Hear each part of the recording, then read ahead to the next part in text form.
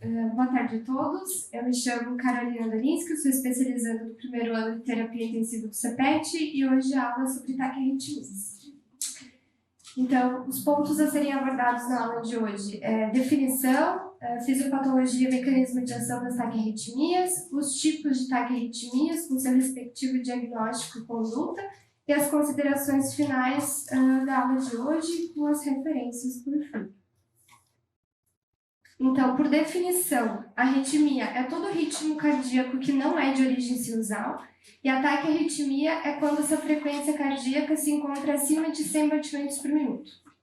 Elas podem ser divididas em taque supraventricular, de QRS estreito, então, e que a estrutura atrial que é acometida. E as taquicardias ventriculares de QRS largo, que é a estrutura ventricular, então.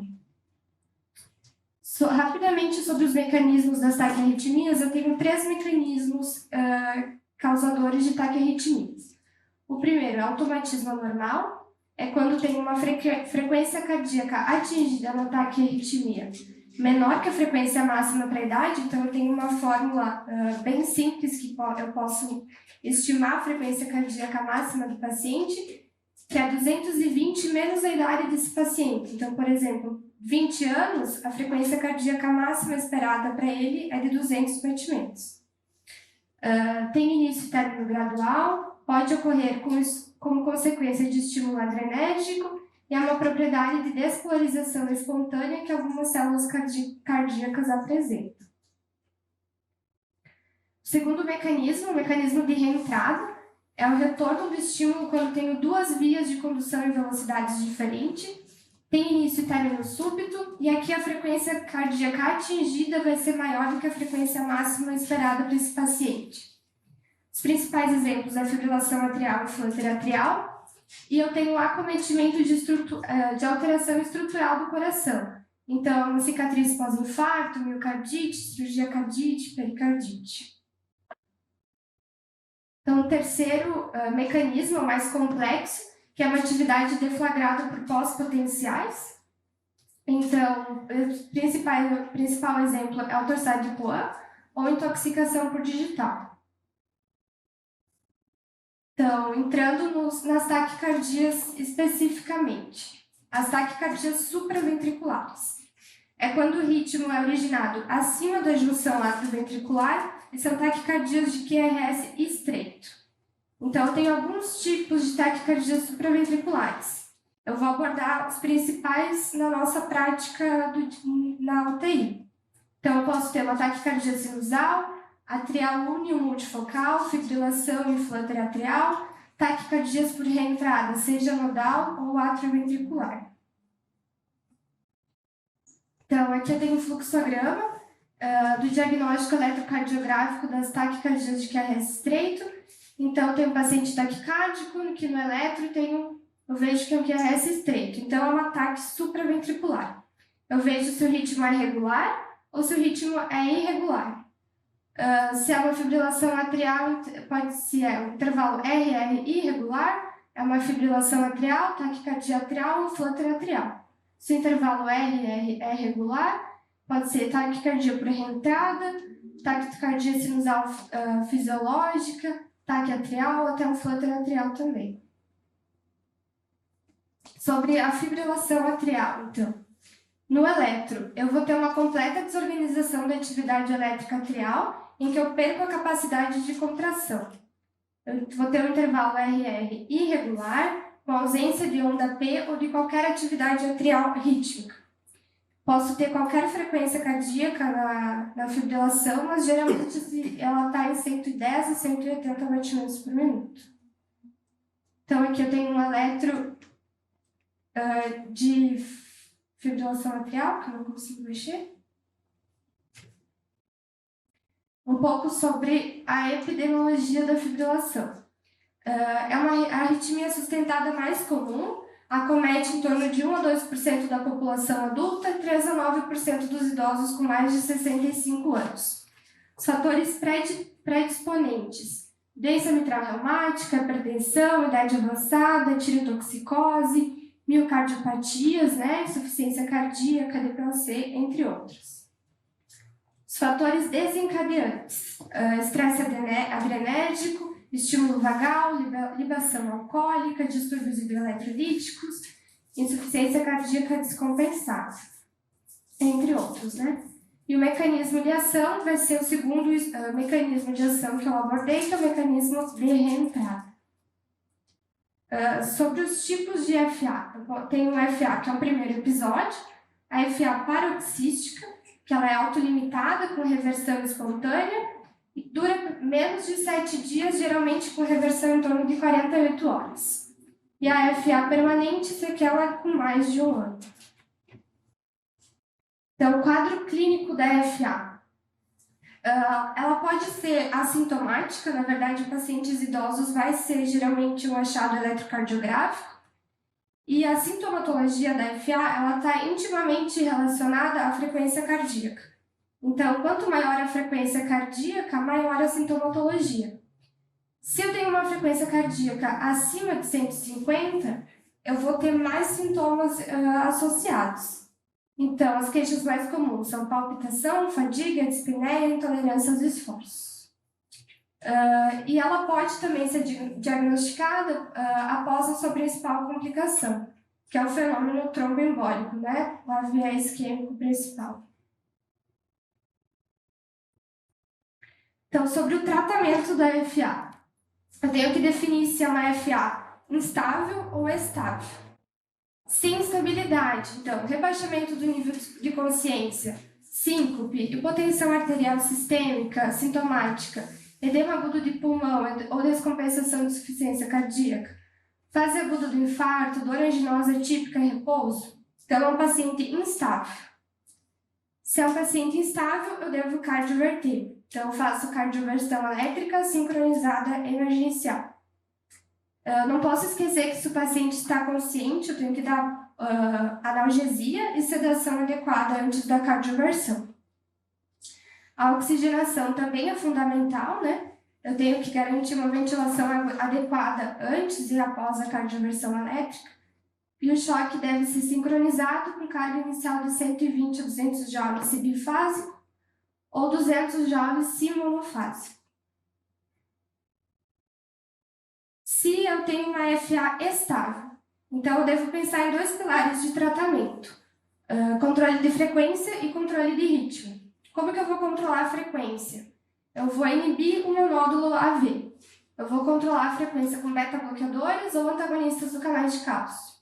E o ritmo, eu vou pensar em reverter para o ritmo sinusal, iniciar drogas antiarrítmicas para profilaxia de recidiva. Então, sobre a cardioversão química farmacológica. A droga de escolha é a mildarona EV. Eu tenho que fazer uma dose de ataque de 150 mg, máximo de 300 em 30 a 60 minutos e a dose de manutenção. É importante a gente pensar que a mildarona, além dos seus efeitos antiarrítmicos, ela também tem propriedades de controle da frequência. Então, a gente utiliza bastante na nossa prática para controle da frequência também. E a segunda droga de escolha é a propafenona AVO, 600 mg dose única. Então, a fibrilação atrial tem uma grande chance de recidiva. Então, eu posso cardioverter de forma química farmacológica e o paciente retornar a fazer fibrilação atrial. Então, a gente sabe que sem um antiarrítmico profilático, eu tenho recidiva dessa FA de 70% a 80% em 1 ano. Se eu tenho um antiarrítmico, isso cai para 20% a 60% em 1 ano. E a droga de escolha nesses casos é a mildarona, 200 mg dia. Na FA, devido à estase sanguínea atrial, então, como o miocárdio dos átrios perde o seu poder de contração, existe um risco importante de eu formar trombos no átrio esquerdo. Então, eu preciso anticoagular esse paciente. Alguns scores que me ajudam a nortear, a pensar na anticoagulação, que é o Chades-Vasque e o Hasbled, né?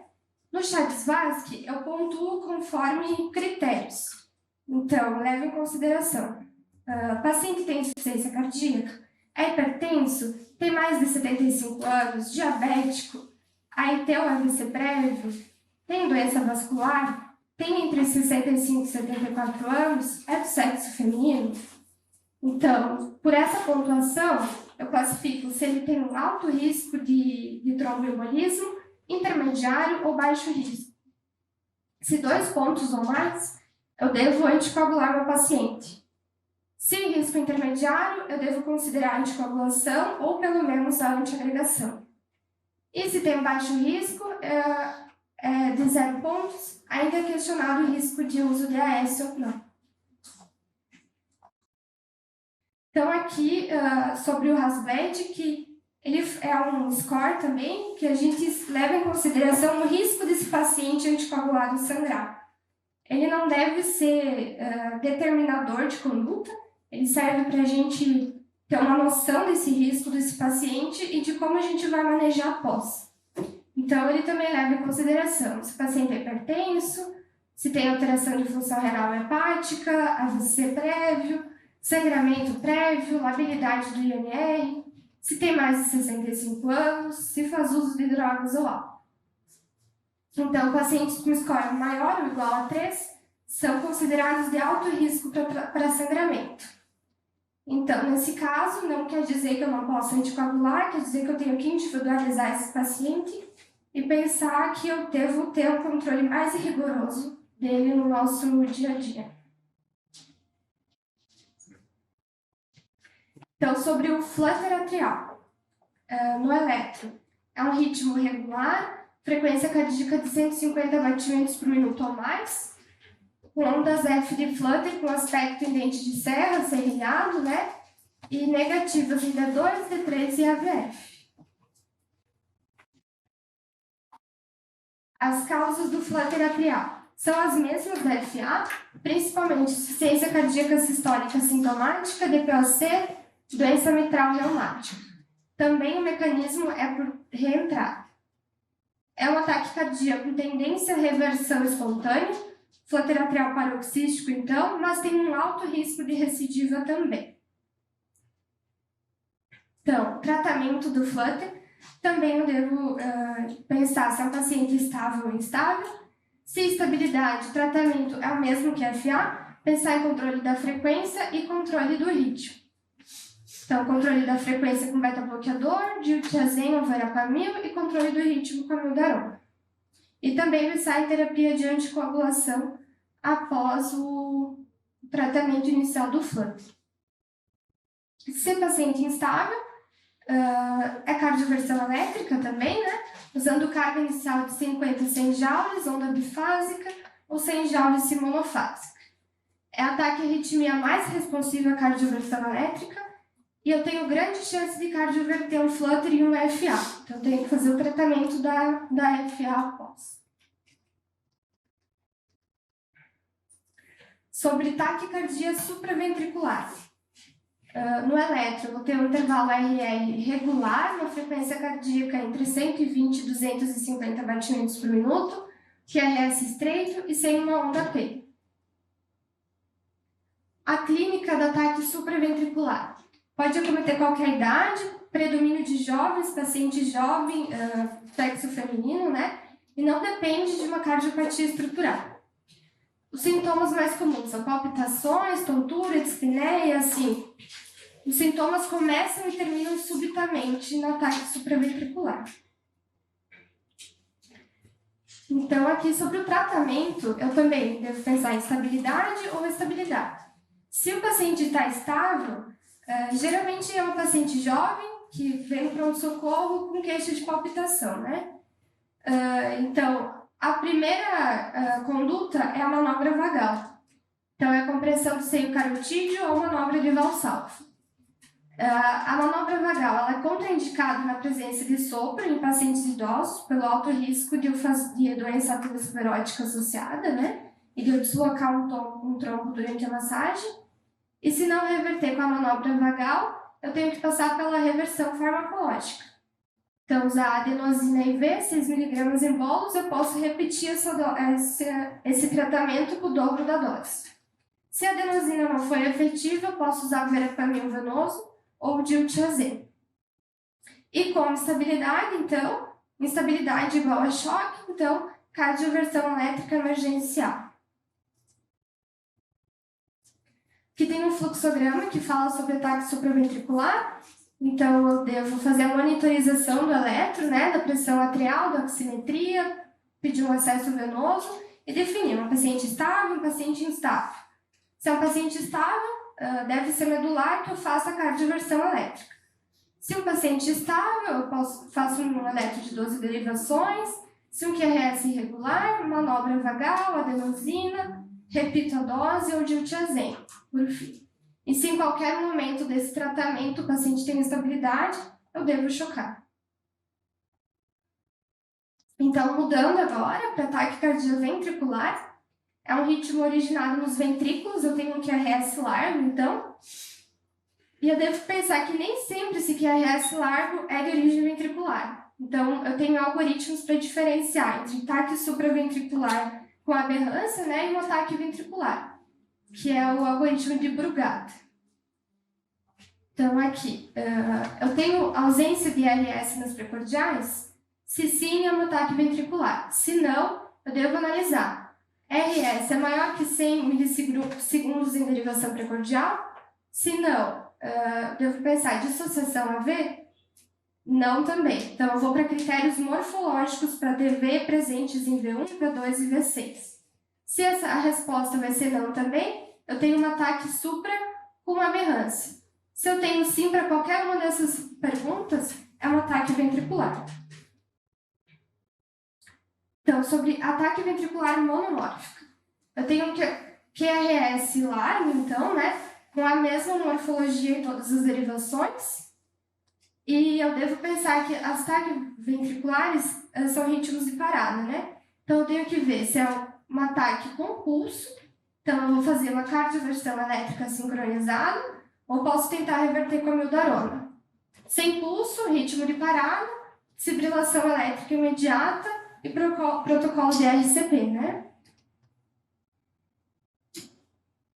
Sobre ataque TV polimórfica. Tem um QRS irregular, de diferente apresentação no eletrocardiograma, e eu também devo pensar, tem pulso? Não tem pulso. Se pulso, cardioversão elétrica sincronizada. Sem pulso, é um ritmo de parada, eu fazer desfibrilação e ressuscitação cardiopulmonar de alta qualidade. Na TV polimórfica, eu devo pensar em um específico também, que é o Torsades-de Pointes. Então, é uma alteração causada por distúrbio hidroeletrolítico ou por medicamentoso, né? Em que eu tenho realmente, parece uma torção das pontas, né? No eletro, um ataque ventricular polimórfico, que parece que eu tenho uma torção das pontas desse traçado. Então, o tratamento vai ser diferente, eu tenho que fazer a correção dos distúrbios hidroeletrolíticos, principalmente por hipercalemia ou hipocalemia. Eu devo manter meu potássio entre 4,5 e 5,5 e suspender as drogas relacionadas a esse ataque à arritmia. Eu devo fazer sulfatar esse paciente também. E caso não tenha sucesso com o sulfato, eu devo passar marca-passo intravenoso provisório. Por fim, a fibrilação ventricular, também eu devo pensar se tem pulso ou não tem pulso. Com pulso, uma cardioversão elétrica sincronizada. Sem pulso, ritmo de parada, fibrilação elétrica. Então, algumas considerações finais que eu gostaria que vocês levassem da aula de hoje. A cardioversão elétrica é o tratamento de escolha para todo ataque à arritmia hemodinamicamente instável, independente do tipo e do mecanismo. Eu devo realizar, sempre que possível, a documentação eletrocardiográfica de toda a arritmia cardíaca e a profilaxia para tromboembolismo antes da cardioversão químico-elétrica é mandatória nos casos de FA com mais de 48 horas de duração ou de início indeterminado. Eu devo considerar ataque ventricular, as taquicardias de QRS largo, então, e a cardioversão elétrica deve ser a terapêutica preferida nessas taquicardias ventriculares de QRS largo. A mildarona é a droga de escolha nas taquicardias ventriculares refratárias à cardioversão elétrica. E nas TV polimórficas, eu devo investigar a Torsades-de Pointes. E se instabilidade, choque, né? Sempre choque. Então, minhas referências. Isso aqui é um mundão, né? Isso aqui é um mundão.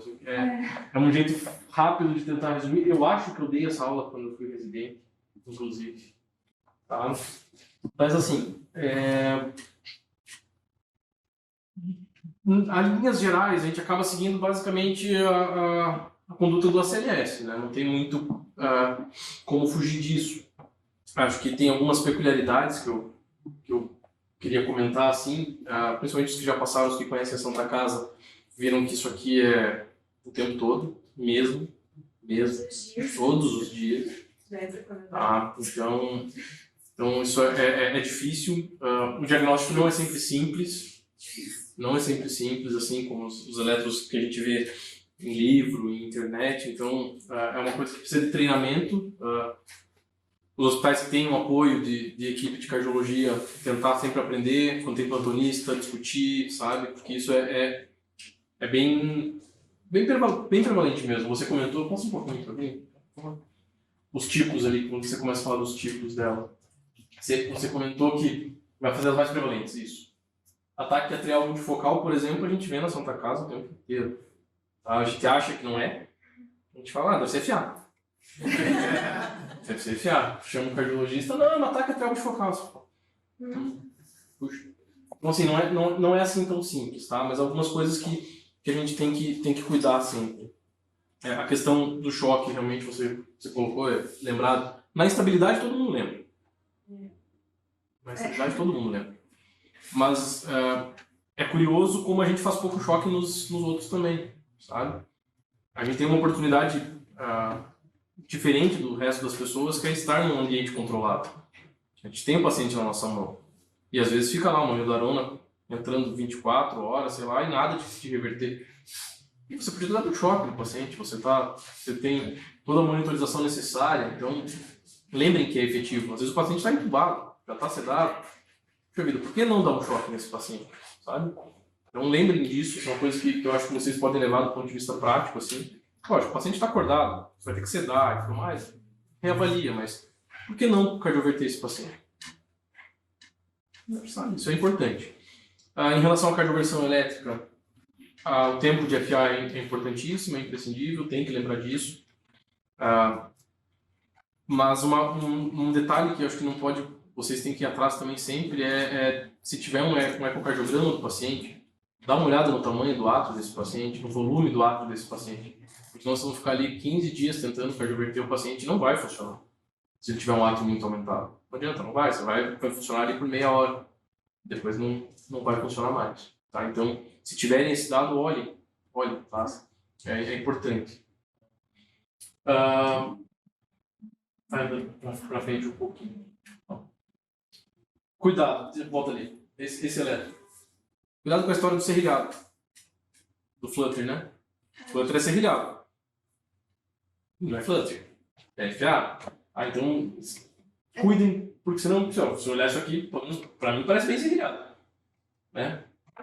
Só que tem que ver o RR mesmo. Né? O RR, questão de ser regular ou não. Então, acho que isso é um cuidado da tua aula que eu separei na minha cabeça para comentar. Pode ir para frente. Bom, enquanto você destrava. Vocês têm que lembrar como fazer o controle de frequência. Tá? Isso é difícil, também não é assim tão simples, não é fórmula de bolo, assim, mas lembrar as opções terapêuticas que a gente tem. Que, óbvio, o metoprolol é um deles, mas lembrar do Desanol, lembrar do digitálico, lembrar do bloqueador de canal de cálcio, que a gente usa bem pouco, tá? Bem pouco mesmo para controlar a frequência. E o pessoal que também já passou na Santa Casa, como Santa Casa, paciente com fração de ejeção de 30, a gente está feliz da vida. A gente usa muito a amiodarona para controle de frequência, tá? Não só para reversão. Geralmente não faz ataque, porque você não quer cardioverter esse paciente, mas usa bastante mesmo. Tá? Deixa eu ver o que mais que eu pensei. Pode passar. E propafenol não tem, né? A gente não tem disponível, não adianta. Já faz tudo bem. Isso aí é mais do cardio do que nosso. Pode ir pra frente. As TAC ventriculares e supraventriculares. Supraventricular a gente vê bastante na UTI, mas é fácil de resolver. em relação aos ataques ventriculares, o que você falou de tentar registrar é bem interessante. Você ter o sangue frio de registrar isso, porque isso muda muito, muito o tratamento do paciente depois. Tá? A gente ali na Santa Casa, que tem a equipe de arritmologia, eles sempre perguntam, mas você tem um eletro da TV? E a gente não tem, e aí eles não conseguem fazer ablação, não conseguem tratar esse paciente. Tá? Porque quando é um ataque ventricular de origem isquêmica, o paciente infartou na tua frente, é diferente. Você vai lá, abre o vaso, faz uma angioplastia, faz revasco, seja lá o que for, e isso vai passar. Agora, aí quando é o paciente com insuficiência cardíaca terminal, ele vai morrer de ataque arritmia. É o desfecho do doente com insuficiência cardíaca até que se prove o contrário. Nela. E aí, o paciente... Então, temos um paciente lá, ele levou 6 choques do CDI dele em um dia. E ele já tem o CDI, né? Se fosse por isso. Mas é a história natural da doença. A insuficiência cardíaca acaba em ataque arritmia. E para tentar dar um pouco de sobrevida para o paciente, a arritmologia tenta fazer a ablação, tenta eventualmente fazer um CDI, tá? Mas não adianta nada você fazer um CDI num doente que está tendo choque. Vai acabar a bateria do CDI. E aí não vai ter mais um choque. Então, e eles, para eles saberem para onde eles têm que procurar esse foco arritmogênico, a gente deveria ter um eletro para entregar para ele. Só que tem, como eu falei, você tem que ter o sangue frio, né? Você fala com a equipe e fala, ó, ele tá fazendo, deixa montado esse eletro aí. A hora que ele fizer, você só dá o enter no eletro aí e tomara que pegue, senão a gente... Mesmo instável, às vezes, tá? Mesmo instável. São 10 segundos que você pega no eletro, daí você choca e resolve a vida do paciente depois. É difícil? É bem difícil.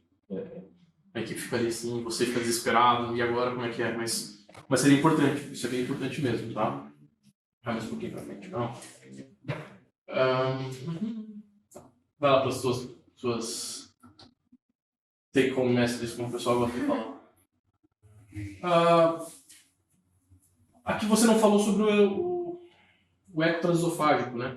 Você falou que é importante, sabe? A gente também, como tem muita fibrilação atrial, às vezes a gente tenta cardioverter o paciente, mas não deu, você não sabe, na verdade, quanto tempo ele está, se deu 48 horas de profilaxia ou não. O eco transesofágico te resolve esse problema. Então, se você tiverem acesso fácil ao exame, solicita um eco transesofágico, não veio trombo, você pode cardioverter tranquilamente, sabe? Então, lembrar dessa ferramenta, que nem sempre tem, fácil, mas costuma ser comum, né? Normalmente os top 30 conseguem ter um ecocardio. O que mais foi falado aqui? Tem uma outra situação em relação ao FA, a gente acaba falando mais de FA, que é o que acaba acontecendo mais, que é um assunto bastante polêmico, tá? Que é a fibrilação atrial nos pacientes pós-operatórios de cirurgia cardíaca. Eles fazem. 80% deles fazem. E aí tem uma discussão bastante grande se vale a pena ou não cardioverter esse paciente. Tá? Muitos, principalmente cardiologistas, eles sugerem que não vale a pena. Tá? Porque isso é uma inflamação do momento que vai passar. Só que a gente está lá com o paciente que está com droga vasoativa, com dobuta, porque o coração tem um certo atordoamento miocárdico, você precisa ficar com essa dobuta, mas a dobuta é pró-arritmogênico. Então, para a gente ali na lida do pós-operatório, a gente costuma sim cardioverter, tá? Mesmo que quimicamente, tá? Mas tem uma linha bem grande de especialistas que sugerem que tudo bem, só controla a frequência e que depois isso passa. Como a gente acaba não vendo esse doente depois, né? Ele vai de alta, a gente não vê o que aconteceu com ele, a gente acaba, muitas vezes, quase 100% delas, cardiovertendo para poder melhorar débito, esse coração já passou por um procedimento grande, está atordoado, muitas vezes com parada circulatória total, você não precisa perder mais esse débito ali, né? Então isso a nossa tendência é cardioverter. Isso é um detalhe que eu acho que vale a pena ser lembrado em relação às taquirritmias também. Mas em linhas gerais não é muito diferente do que a gente vê no ACLS, assim, não tem muitos segredos. Tá? Controlar a frequência sempre possível, tomar cuidado, né? Muitas vezes a frequência é um mecanismo compensatório, e aí você controla a frequência, você choca o seu paciente, então você tem que tentar entender o que está acontecendo. Não é só uma taquiarritmia, você tem que ver qual é o contexto que o teu doente está inserido. Acho que esse é o principal. É um doente séptico, uma sepse de foco abdominal, está lá taquicárdico, você não vai controlar essa frequência. Não vai. Ele está compensando. Ah, não, paciente com insuficiência cardíaca, essa taquiarritmia talvez seja até causadora da descompensação dele. Então, eu acho que o segredo maior é isso, tentar entender o contexto que o paciente está inserido, no final das contas. Tá? A gente nunca trata uma coisa só, né? Pegou o exemplo da dona Estela, começou a descompensar a FA justamente por uma infecção que depois abriu. Isso foi para você, né? Eu lembro que a gente passou a ver aí, que a gente aprende as disfunções orgânicas, né, para pensar na sepsis, e tem algumas que não são oficialmente disfunções orgânicas, a FA é uma delas. O paciente estava bem, nunca teve um ataque de arritmia, e de repente começa a fazer uma FA com vocês, vai atrás que deve ter alguma infecção em algum lugar que a gente não está vendo. Não é o tema da aula isso, mas enfim, a FA, desglicemia e estado. Não estão os critérios de sepse, né? Não é uma disfunção orgânica reconhecida, vamos dizer assim, mas desconfie. O paciente nunca teve desglicemia. Do dia para o outro começa a fazer hipo ou hiper, nada a ver. O paciente nunca teve nenhuma arritmia e faz uma FA do nada. Ninguém faz FA do nada. Esse é o ponto. E é estado. Então vão atrás que deve ter alguma infecção que a gente não está vendo. Ainda não é sepse, oficialmente, mas acho que eu falei isso com você, né? Amanhã vai estar com droga vasoativa, amanhã vai estar cheio de coisa. Tá? Então, lembrar disso. Não, mas isso aí não precisa falar. Bom, o que mais de taquiarritmia? Tem alguma coisa que vocês queiram perguntar, que vocês lembrem de taquiarritmia? Vale a pena? Brad é mais divertido. Eu acho que o Brad é mais divertido.